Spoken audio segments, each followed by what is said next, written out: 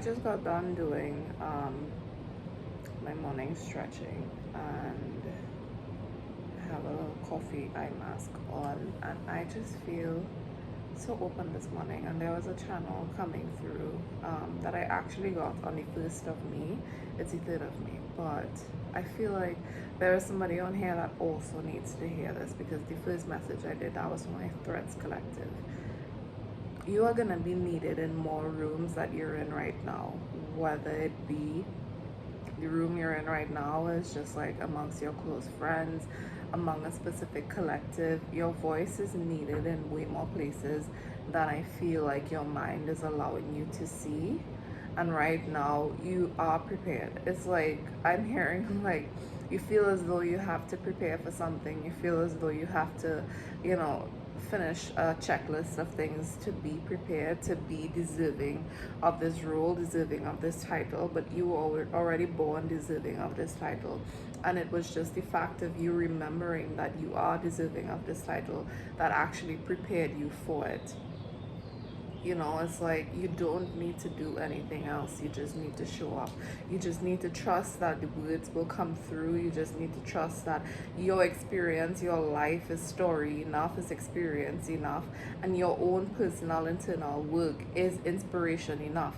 Because I feel like whoever I'm tapping into right now is like, you understand the weight of words. You understand the weight of what you say to people, and you have this fear of saying the wrong thing, and you know having a negative influence on people. So it's like you don't want to do that. You don't want to, because oh my god, I keep getting the sense of like you understand the responsibility, you feel the weight of it. I feel like that's what's frightening you, like you feel the weight of the role, but you are also very much prepared emotionally, psychologically, mentally, physically. You are prepared to handle this responsibility. You were born prepared.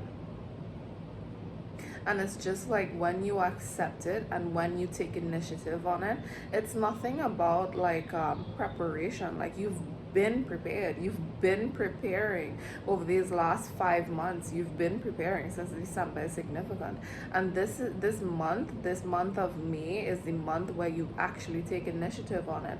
It's no more preparing. I mean, of course we can always prepare some more, but it's almost like prepare, yeah, but don't stagnate on the first step. Don't stagnate on taking initiative. Don't stagnate on that first post, that first product, that first video, that first offering.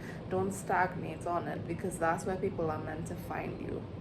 The longer that you keep yourself in the space of confusion, in the space of like hesitation, is the longer you kind of keep your people from hearing your voice. And that sounds so like guilt grounded. I feel that's what I heard, but it kind of made me feel kind of guilty, like you are supposed to like do this, and if you don't do this you should feel guilty. No, it's not coming from that at all, and I can feel that sense of like feeling guilty even within myself.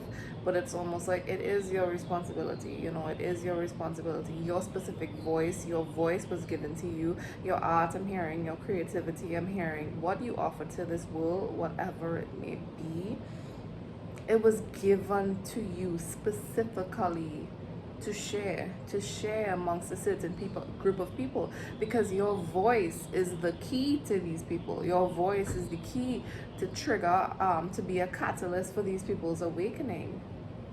You know, even within yourself, like your voice, oh my god, like I'm seeing like kind of like distraction right now. Like I don't know if I got bit on my toe, but it's so itchy and I'm scratching it, and I feel like there is a sense of like I'm hearing like regulation, but it could even be like distraction. It could even be like using self-regulation as a distraction. Like I feel like, wow, I feel like there is a sense of not wanting to sacrifice yourself through this. and I'm starting to get some tension right here. It's like a sense of not wanting to sacrifice yourself, because I feel like in the past you understand the weight of it as well. That's another face of what I'm seeing, like the weight of this responsibility. I feel like you don't want to have to reach a point where you start to sacrifice yourself, because in the space of you becoming prepared for this, you also prepared yourself somatically for yourself. Like you healed yourself, you healed the masculine and feminine, you integrated those sides of yourself, and you are integrated right now. But just because you are stepping into this new role as this integration, there is a sense of like, will it last? Will the masculine and feminine integration within myself last? Will the above and below last? Will the dark, will the light last? Will I be able to hold both sides of me and show up for these people that way, show up for myself continually that way, even when I'm showing up for these people that way?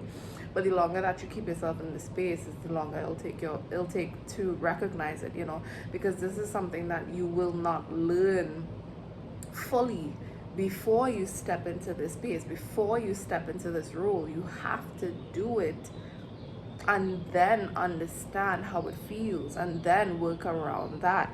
We 555 on the timer, by the way. It's like, oh my god, you have to do it. You have to do it because you are prepared. You are prepared to start. When you start and you recognize the pillars of the space, then again you can go into yourself and shift again. And I'm not telling you to go in and jump out. It's like you have to experience it to know how to function within it. You can't predict how it's gonna be for you somatically, how you are gonna experience this, even if there's pressure, even if there is discomfort. Sometimes you can't predict the effects, the impact this is gonna have on you, even on people. You can't predict how it's gonna roll out. You can only experience that when you start to do it. And you also have to trust, you really have to trust that you are prepared enough to handle that. That's what I'm trying to say. Like you are prepared to handle the shifts of this. Like I'm not saying like you aren't prepared to handle that in itself, like the offering in itself. You are very much. But when you go into it, you will be prepared, and you are prepared right now to go into it and understand and recognize something where it's like draining you and taking from you. Because in the space of you doing this, it is meant to bring up those old wounds. It's meant to bring up the discomfort that you've experienced in the past and bring up the triggers and stuff. But now you know how to process it. You know how to step out of yourself and center into yourself as well, and observe it and witness it and find a lesson in it and return to center.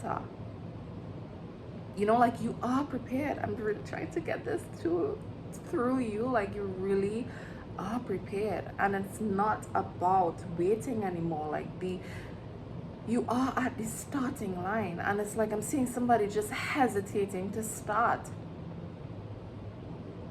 It's like you are thinking about something. You are thinking about your speed. You are thinking about maybe some rocks that you may quite possibly, who knows, find along the way.